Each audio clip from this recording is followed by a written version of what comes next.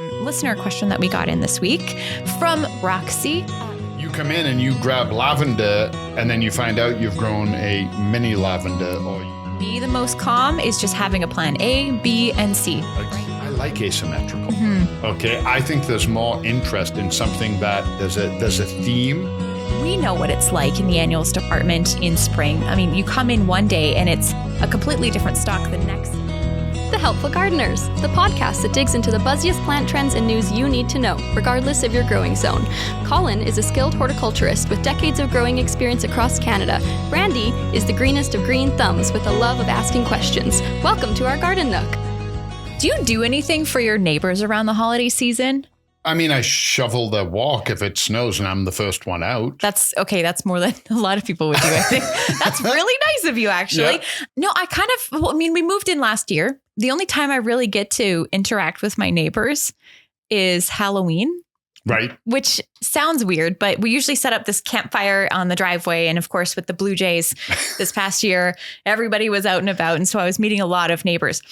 So Brad and I were thinking now with the holiday season, maybe it might be cool if we drop off like a little present to, everybody in the cul-de-sac and just spread some Christmas cheer.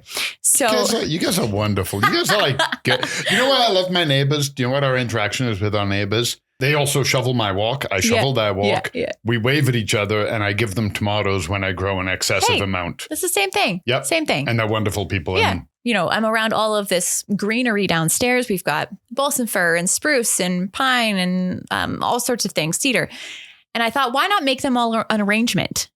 So I have this little operation going on in my house because we have about 12, like the floral foam and the glass jars, and I'm putting things together and it's a lot of fun. But then do you ever do that where you start a project and then you're like, bigger than you thought, way bigger than I thought. And then you're dealing with, oh gosh, like what if these die? Right. And I haven't given them. I mean, obviously. Or do you do that where you look and the first ones you made are like glam as hell because you spent all your effort, and the last ones you're like, I don't care. Actually, it's the opposite for me. Oh, really? I'm like, I've learned so much. I wish I could go do the first ones over again. You're curating your skill. I'm like, it's way better with the 20th one. And then you start thinking, well, which neighbor should get this one and which neighbor should get that one? And then I keep the crappiest one, of course. Yeah. So anyway, we've been kind of putting together these arrangements, and it's been a lot of fun. It's kind of like, an relatively inexpensive way to spread some Christmas cheer. I know we have some neighbors who like drop off chocolate and cards and that kind of thing. It's really cute. Kind of got me thinking about this listener question that we got in this week from Roxy, who is putting together some arrangements of her own. Oh, nice. So let me read this email that we got in. If you are looking to ask a question, on Wednesdays we do this where we kind of leave it up to you. So if you have any questions, comments, ideas, you can reach out to us in many ways. You can go over on Instagram at the Helpful Gardeners Pod and send us a DM, or you can go over to goldenacre.ca/podcast and send us a voicemail, and we'll actually play it on the show. Yep. So this one says, my daughter is getting married next summer. And congratulations. Yeah. And I'm creating 12 centerpieces and looking for some how-to. I bought some wooden buckets and thought about lining them with plastic and creating arrangements with floral foam. Time and effort might be a challenge, not to mention cost. Yeah. My other thought was to grow sage, lavender, and maybe some other plant, but I don't know how far in advance I need to start growing them to be a nice sized arrangement by mid-August. What do you think I should do? And just so you know, she had mentioned in another message that the wedding colors are literally sage and lavender. Solid. Okay. So the first thing I'm going to have to do here is I'm going to have to make an assumption that Roxy is somewhat good growing.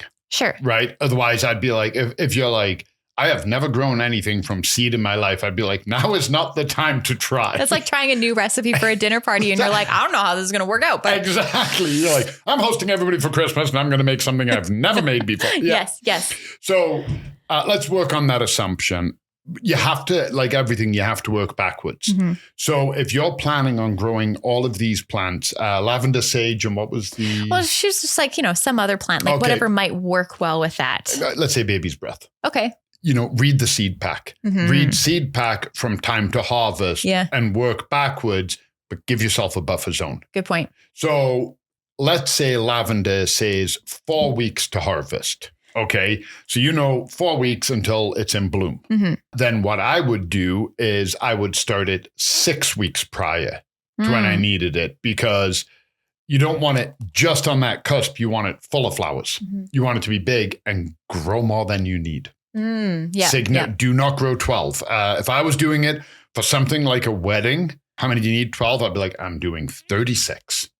Good point. So way more than you need. And then if something doesn't germinate or something gets leggy. Exactly. That's what I was going to say. If it doesn't germinate, you're probably okay with that, 50% extra. Maybe you grow the lavender and by the time you cut it, you go, oh God, there's not enough. Mm-hmm. So you want to harvest a schwack load and put it in. Yeah. And then you would have to grow them separately. Do not grow them in your wood buckets. I mean, I say go for it. Yeah? Yeah. You don't think it's too much stress? Because I mean, that's a big event. That's their daughter's wedding. All of those plants are relatively easy to find. Okay. So if it doesn't work, go buy them. Yeah, but say you're in Calgary, you can't buy plants in August. So if it doesn't work out. But you'll know that you failed by May. Oh, that's a good point. So that's almost like your plan B. So you have the best intentions. Yeah. And if growing them is important to you as sort of like a symbolic thing, you're out the money. So the financial side of it would be the challenge. I don't really have room in the budget for a plan B. Then maybe just go straight to buying those in May, and then just maybe starting a more established plant might be easier to upkeep as well. Lavender can be a notoriously slow grower from seed. Oh, really? Yeah, I've planted lavender seed, and I remember one year I planted it late. I didn't start it inside. I started it outside. Yeah.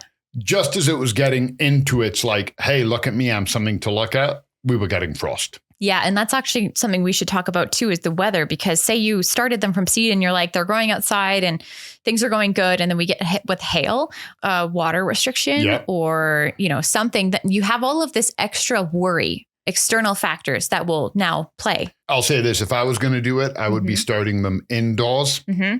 I would do numerous different pots, and I would have them ready to be brought inside or frost blanketed. When most people do their planters, we'll put them out because we think it looks pretty where they are, right? We're looking more at the aesthetic.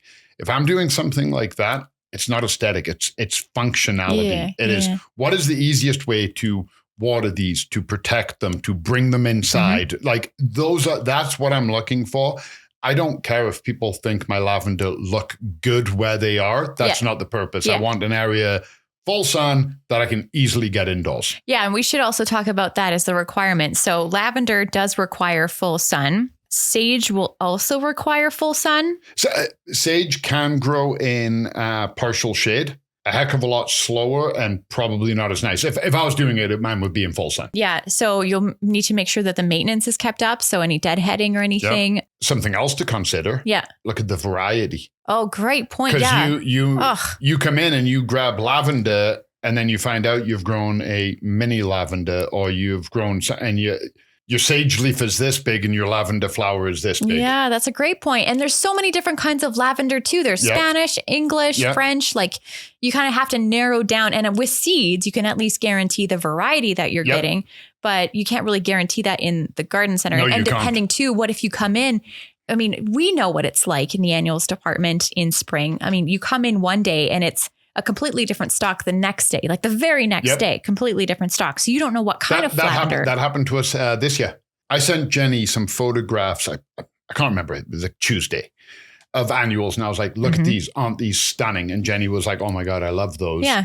We came shopping on the Thursday because I think we were planning on planting on the weekend or something. Yeah. They were sold out.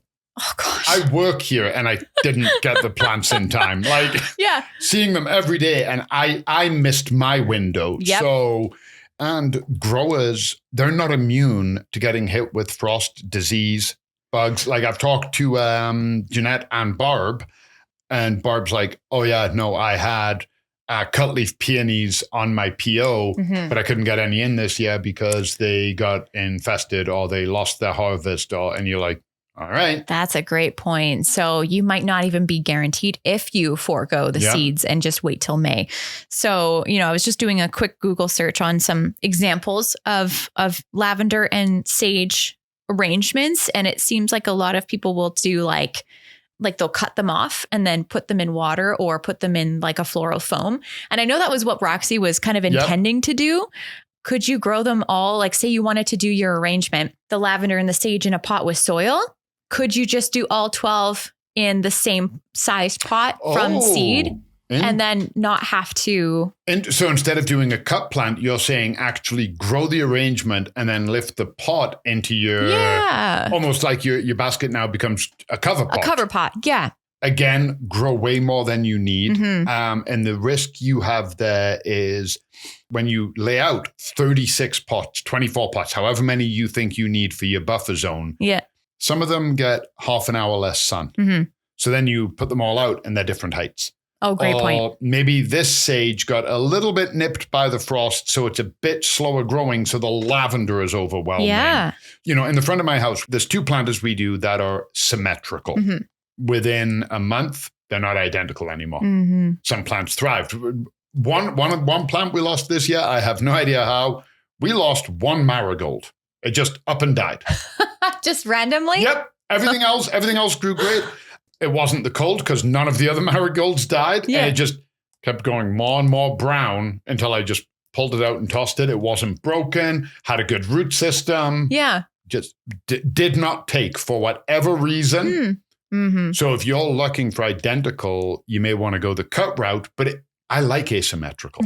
Okay. I think there's more interest in something where everyone has a commonality. There's a theme, but your lavender is slightly bigger. My sage is slightly more aggressive. I think that lends something, but I also understand for a wedding, some people, they have a vision. Yeah. And if you were going to go the cut route, look at local farms. The reason why I thought about it is because my family's from Creston, BC, and I drive past this cute lavender farm every time I go visit. And then they make lavender cookies. They have lavender little sachets and all of these cute things. Lavender London fog.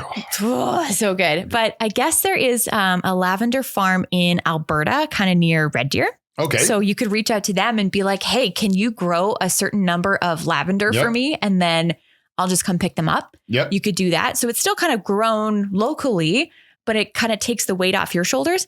You might be able to look for sage. But I mean, if you say like the lavender, the showstopper flower is taken care of and all I have to do is grow sage, then that kind of cuts the work down by half, right? Yeah.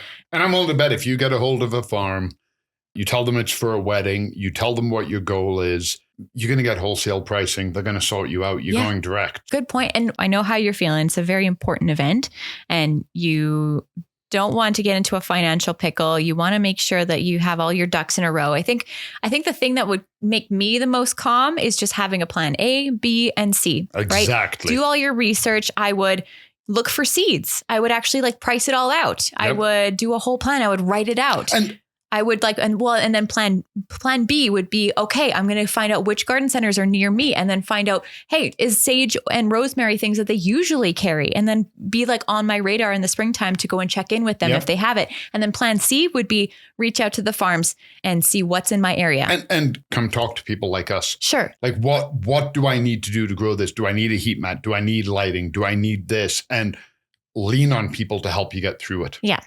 So I hope, Roxy, that we have given you some ideas.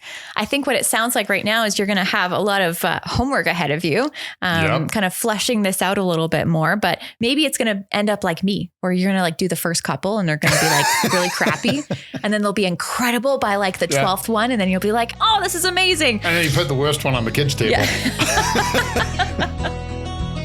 This podcast is brought to you by Golden Acre Home and Garden.